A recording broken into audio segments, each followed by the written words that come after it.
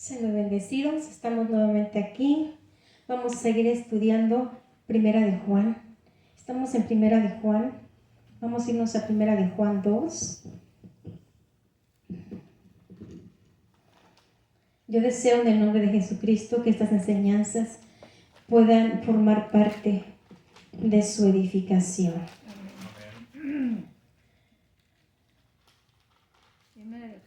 Primera de Juan 2, y ahorita les digo el versículo.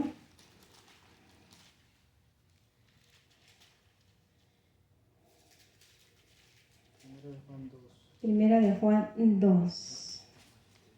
Ok. Entonces aquí vemos, nos quedamos en el versículo 18 de Primera de Juan 2. Amén. Y el título de mi Biblia dice: La prueba de una creencia verdadera. Vamos a leer el versículo 18 y 19.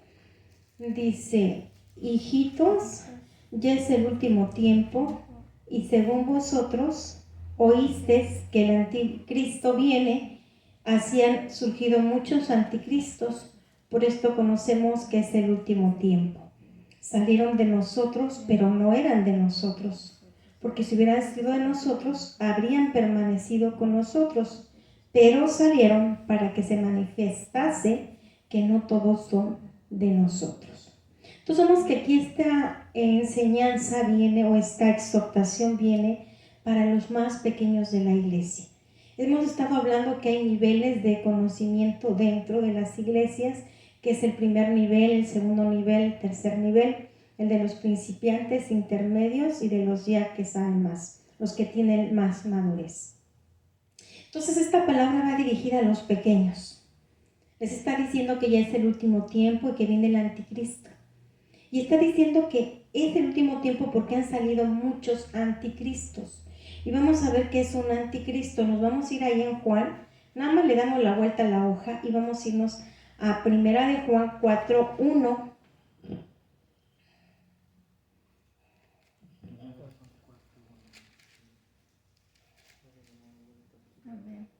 Y dice: amados, amén. Dice: amados, no creáis a todo espíritu, sino probad los espíritus si son de Dios, porque muchos falsos profetas han salido por el mundo. Entonces, ¿quiénes son anticristos? Ahorita vamos a ir explicando quiénes son los anticristos. Los anticristos no es un personaje como el anticristo, sino son personas que conocen la palabra de Dios. Y son hasta profetas, pueden ser profetas, maestros, pastores, cristianos que ya tienen muchos años en el evangelio, pero dice que ellos se salen de la congregación donde fueron plantados. ¿Por qué? Porque no permanecen en la palabra de Dios. Entonces son personas que conocen la palabra de Dios, pero no la obedecen. Esos son los falsos maestros, los falsos pastores, los falsos hasta cristianos que ya tienen muchos años en el evangelio, quizás no tengan liderazgo, pero ya tienen mucho tiempo, conocen la palabra de Dios, digamos, intelectualmente, se saben muchos versículos, cuando oran, ahí avientan un montón de versículos, pero no se están sujetando a la palabra de Dios. Y ahorita la palabra nos lo va a ir explicando. Dice: salieron de nosotros, pero no eran de nosotros, porque si hubieran sido de nosotros, habrían permanecido con nosotros. Estas personas, como les dije, son personas que conocen la palabra de Dios, ¿sí? Pero no se sujetan, así es que terminan saliéndose del lugar en donde Dios los sembró. Y estas personas dicen, ahora, ¿por qué está el autor de esta palabra diciéndoles a estos pequeños que tengan cuidado? Porque si uno no les advierte a los pequeños, si alguna persona de liderazgo en la congregación sale y se lo encuentran en alguna parte, esas personas son peligrosas porque van en contra de lo que es el cristianismo. Amén, así es. Y entonces lo que van a tratar de hacer no solamente es que ellos no se sujetan a la palabra, sino que van a buscar que los más pequeños también se vayan con ellos. Se salen de las congregaciones, pero no se quieren ir solos, quieren jalar gente. Amén. Se quieren jalar personas Y muchas veces lo que jalan son personas pequeñas en el Evangelio, que no se les ha advertido esto. Por eso aquí el autor está advirtiéndoles, ¿sí?, que aunque ellos los vieron en la congregación, no confíen en ellos, porque salieron precisamente de ese lugar porque no son de ellos. Es muy importante siempre estarles diciendo a los pequeños que tengan cuidado, ¿ok? Y dice, pero vosotros tenéis la unción del Santo y conocéis todas las cosas. ¿Qué les está diciendo? Miren, cuando nosotros predicamos la palabra como está aquí, la palabra de la semana antepasada, cuando estuvimos aquí, nosotros en este púlpito, una de las palabras más fuertes que vi y que creo que hay en el Evangelio es esa primera de Juan 2:15, donde dice, no améis al mundo ni las cosas que están en el mundo. Si alguno ama al mundo, el amor del Padre no está ahí. O sea, ¿qué nos está diciendo esta palabra? Él está diciendo a los pequeños que tiene que haber una diferencia entre el mundo y nosotros, los que nos decimos cristianos. No podemos hacer todo lo que el mundo hace, porque si hacemos todo lo que el mundo hace, entonces nosotros no vamos a tener el amor del Padre. Entonces, esta palabra es una palabra muy fuerte. Entonces, estos pequeñitos se pueden encontrar a una persona que se salió de aquel lugar y le va a decir, no, pues no hay ningún problema que tú vayas a un parque de diversiones, que allí donde tú estás son muy exagerados. Entonces, esto es lo que está diciendo. Esta palabra es muy fuerte y esta palabra es básica. Esta palabra es como la columna vertebral para que nosotros podamos tener el amor de Dios. Amén. Entonces, cuando esta palabra se da como aquí está, se da sin adulterar, sin aumentar o disminuir. Fíjense lo que sucede. Va con una unción del Santo. Esta palabra no es cualquier cosa. Yo me puedo poner a enseñar biología, por ejemplo, y pues la biología son cosas físicas nada más, pero aquí hay cosas espirituales. Cuando se da bien la enseñanza, entonces no solamente se da la enseñanza, se da la unción, porque cuando nosotros los ministros ministramos la palabra, ministramos lo que hemos aprendido y lo que hemos vivido y lo que hemos experimentado. Entonces yo te puedo decir que sí, que si te apartas del mundo, tú vas a poder tener el amor de Dios, porque yo lo he visto en mi propia vida. Entonces, esta enseñanza que les está diciendo a los pequeños, a ustedes ya tienen la unción, ya se les enseñó, ya se les ministró lo que nosotros somos. Les dice, entonces tienen que ponerse listos, por así decirlo. Ustedes ya conocen las cosas. Le dice a los pequeños, ustedes ya conocen las cosas. No les escribo, dice el versículo 21. Vamos al 20 y al 21, dice, pero vosotros tenéis la unción del Santo y conocéis todas las cosas. No os he escrito como si ignoraseis la verdad, sino porque la conocéis y porque ninguna mentira procede de la verdad. Ninguna mentira procede de la verdad. Yo he oído tristemente pastores que en un púlpito dicen, sabemos que no nació Jesucristo el 24 de diciembre, pero lo celebramos. ¿Qué están celebrando allí? Una mentira, que nada tiene que ver con la verdadera palabra de Dios. Sin darse cuenta que al estar celebrando una mentira, están amando al mundo y ya no van a tener el amor de Dios. Entonces, tristemente, lo que estamos viviendo en la iglesia en este tiempo, y yo no lo digo molesta, lo digo con dolor, porque hay mucha necesidad de amor en las congregaciones, y nosotros los pastores no nos estamos dando cuenta de lo importante que es enseñar a las personas como está aquí sin cambiarle, sin ponerle. Aquí está claro, mis amados hermanos, aquí dice, porque todo lo que hay en el mundo, los deseos de la carne, los deleites, por así decirlo, los deseos de los ojos, las cosas materiales bonitas y la vanagloria de la vida no provienen del Padre, sino del mundo. Entonces, si nosotros estamos en el mundo, nosotros no vamos a tener el amor del Padre. Y eso es lo que les está diciendo en el 20. Pero vosotros tenéis la unción del Santo, porque cuando la palabra se da como está aquí, no solamente es algo físico que yo hablo con mi palabra, porque eso es espiritual, sino que ahí va la unción del santo. ¿Quién es el santo? El mismo Señor Jesucristo. Y dice, y conocéis todas las cosas. O sea, les está diciendo a los pequeños, ustedes ya tienen la palabra, ustedes ya saben la verdad, ya la unción del santo está con ustedes. Ustedes tienen que, ustedes ya saben las cosas. O sea, no son ignorantes, les está diciendo en el 21. No os he escrito como si ignoraseis la verdad, sino porque la conocéis y porque ninguna mentira procede de la verdad. Nosotros no podemos seguir ninguna mentira, porque entonces al que estamos siguiendo no es al Señor Jesucristo, sino al padre de las mentiras, al diablo, a Satanás. Y dice el 22, ¿quién es el mentiroso sino el que niega que Jesús es el Cristo? Este es el anticristo, el que niega al Padre y al Hijo. Cuando yo niego lo que está aquí en la palabra de Dios, estoy negando a Jesús, porque esta palabra es el mismo Jesucristo. Entonces, ¿quiénes son los anticristos? Los que niegan la palabra, los que niegan lo que hay aquí en esta palabra. Esos son los anticristos. Si yo le digo a una persona, no hay ningún problema que tú te vayas a una discoteca o a un baile de esos que organizan, porque pues no hay ningún problema, yo estoy diciendo una mentira, yo estoy yendo en contra de esta palabra. Porque esta palabra me dice que si yo amo esos, ¿qué significa más? Que a mí me gusta eso, que a mí me gustan esas fiestas, que me deleito en la comida, en los bailes, en lo que hay ahí. Eso significa que yo me deleite. Entonces aquí le dice, ¿quién es el mentiroso sino el que niega que Jesús es el Cristo?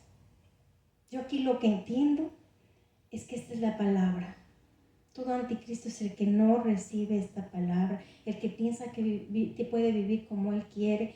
Este es el anticristo.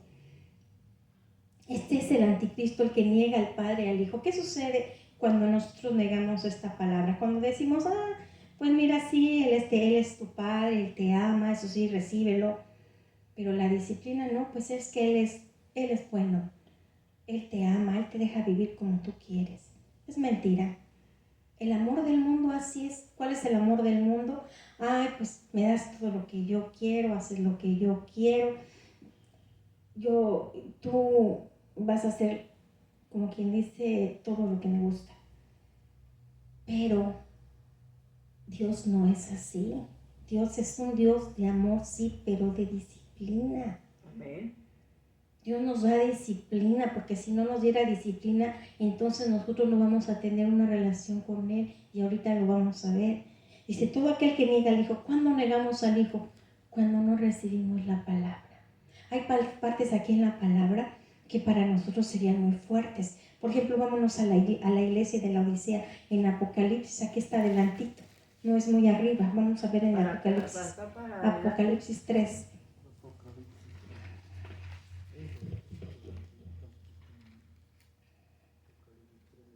¿Qué versículo 12? 3:15. Aquí le está hablando a la iglesia de la Odisea el mismo Señor Jesucristo. Aquí tenemos las palabras, las letras en rojo. ¿Quién está hablando aquí?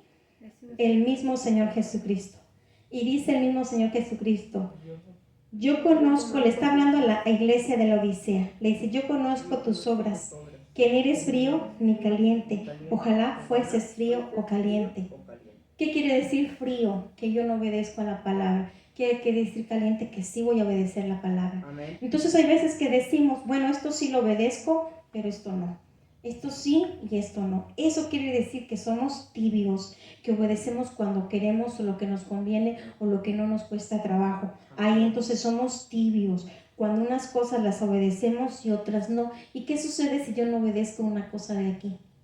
Yo no estoy obedeciendo. Yo soy tibio. ¿Y qué les dice? Pero por el 16, pero por cuanto eres tibio y no frío ni caliente, te vomitaré de mi boca.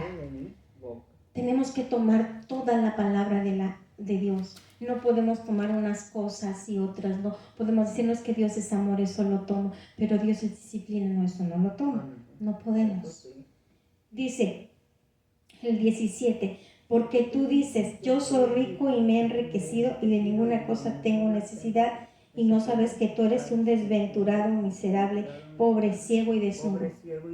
Esta iglesia de la Odisea era una iglesia muy rica materialmente, tenía buenos edificios, estaba muy bien materialmente esta iglesia. Pero espiritualmente, ¿cómo se veía desde el cielo? Desde el cielo se veía desventurada, miserable, pobre, ciega y desnuda. Así es como la veía el cielo. Por tanto, yo te aconsejo que de mí compres oro refinado en fuego para que seas rico y vestiduras blancas para vestirte y que no se descubra la vergüenza de tu desnudez, y unge tus ojos con colirio para que veas. No todo lo que brilla es oro, no todo lo que se ve muy bonito con nuestros ojos físicos es lo que se ve bien en el cielo. Necesitamos comprar vestiduras, ¿qué? Blancas, necesitamos vestiduras. Cuando el hombre en el huerto del Edén peca, se queda desnudo, se queda sin esas vestiduras. Ahora necesitamos esas vestiduras para poder presentarnos ante ese trono celestial. Vamos a regresarnos a Primera de Juan.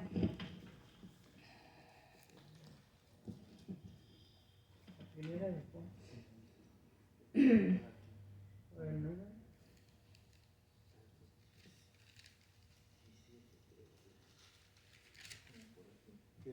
Es el 2:24. Dice aquí, lo que habéis oído desde el principio permanezca en vosotros. Si lo que habéis oído desde el principio permanece en vosotros, también vosotros permaneceréis en el Hijo y en el Padre. ¿Qué es lo más importante? Permanecer en lo que hemos oído. Dice, lo que has oído desde el principio. Cuando llega una persona a la congregación, hay que instruirla acerca del Evangelio. Entonces, ¿qué le está diciendo a esos pequeños? Lo que ya se les ha dicho, lo que ya han escuchado, el Evangelio que hayan escuchado, permanezcan en lo que se les dijo.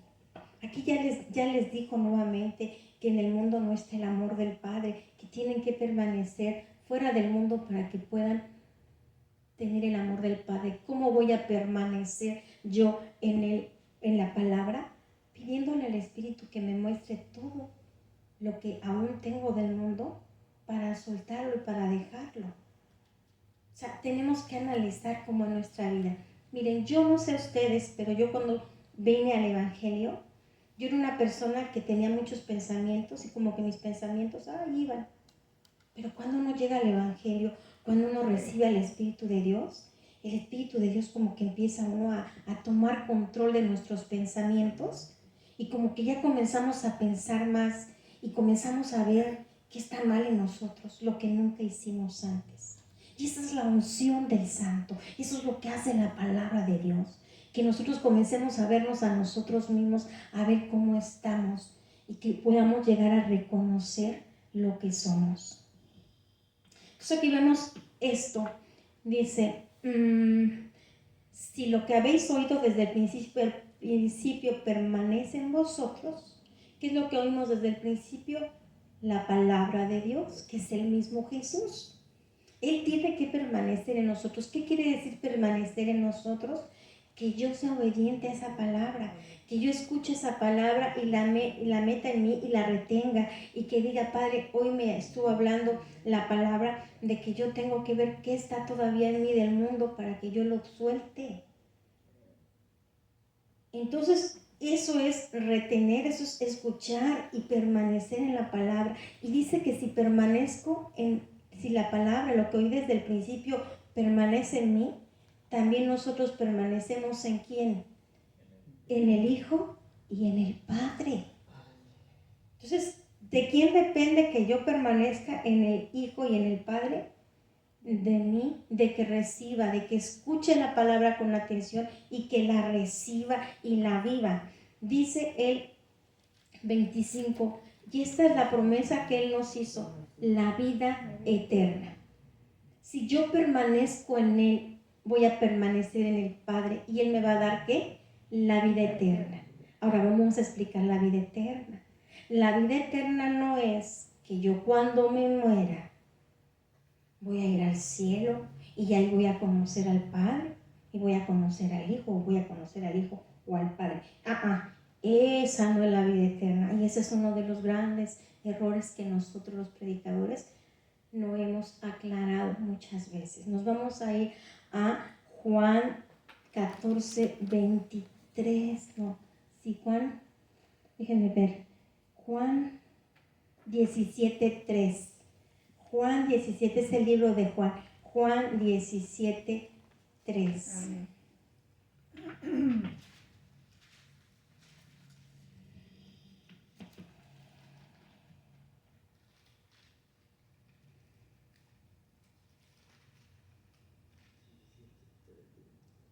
Dice, Juan 17, 3. Amén. Dice, y esta es la vida eterna, que te conozcan a ti, el único Dios verdadero, y a Jesucristo, a quien has enviado. La vida eterna es que cuando yo me muera lo conozca a Él. No. La vida eterna es que aquí, en esta vida, yo lo pueda conocer de espíritu a espíritu, porque yo he pasado por ese proceso de santificación, de separación del mundo, de reconocer lo que está mal en mí, para entonces que yo pueda rendir mi voluntad, y entonces en ese momento, cuando yo le entrego mi voluntad, cuando yo me rindo a Él, entonces ahí se abre mi corazón para que yo pueda percibir a ese ser espiritual, que hay tres atributos que tiene, que Él es, Dios es espíritu, yo también soy espíritu. La única relación, la única forma en que yo puedo tener una relación con Él es de espíritu a espíritu. Y lo espiritual yo lo tengo que experimentar. Yo no puedo quedarme nada más con cosas mentales. Aquí sí, Dios tiene tres atributos: es espíritu, es luz y es amor. No. Yo tengo que experimentar que Él es espíritu y que yo pueda llegar a doblar tanto mi voluntad a Él, que mi corazón se abra y yo pueda recibir de Él ese amor que Él es, esa luz que es Él, para que yo vea lo que está mal en mí. Amén. Entonces, eso es muy importante. Esta Biblia no es algo físico, no es que yo me aprenda versículos de memoria, es que yo experimente esta palabra en mi vida. Por eso dice que ya se les dio la unción, ya recibieron la unción, porque la unción es que yo realmente pueda tener ese entendimiento y lo pueda vivir en mi casa pueda tener tiempo con Él. Amén. Para pasar tiempo con Él y para estar experimentando esto. Dice, entonces la vida eterna es que tengamos una relación con Él. Entonces, Dios es espíritu, yo también soy espíritu. Bueno, en el huerto del Edén, el hombre al pecar, al desobedecer la palabra de Dios, murió espiritualmente. Pero Jesús viene a pagar el precio para que mi espíritu vuelva a tener vida y yo vuelva a tener una relación con Dios. Esa es vida eterna. Vida eterna es que yo pueda conocer a ese Dios de una manera verdadera, que yo pueda recibir lo que Él quiere para mi vida, que yo pueda entender su palabra, que yo pueda ser esa persona que pueda recibir esa vida, ese amor que tanto necesitamos y que Él nos lo quiere dar. Entonces, cuando nosotros somos obedientes, nos mantenemos en su palabra, nos mantenemos en el Hijo y en el Padre, y entonces ahí es donde nosotros vamos a comenzar a tener una relación de espíritu a espíritu y vamos a recibir su luz, vamos a recibir su amor. Dice, amén. El 26 dice, os he escrito sobre los que os engañan. Entonces aquí el autor de este libro ya estaba diciendo que ya sabía que esos anticristos, ¿a quiénes se oponen los anticristos? Los anticristos se oponen a la palabra. Tenemos que regresarnos, ¿no? A Juan otra vez. Perdón, a Juan, estamos en Juan 2:24, perdón. Regresamos a Juan 2:24. Primera de Juan. Primera de Juan 2:24. Y vamos a... Gracias. Vamos a terminar aquí.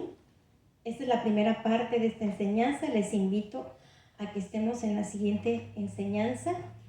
Aquí, hasta aquí vamos a dejar esto, ¿ok? Y no se olviden. Y no se olviden de dar el like al video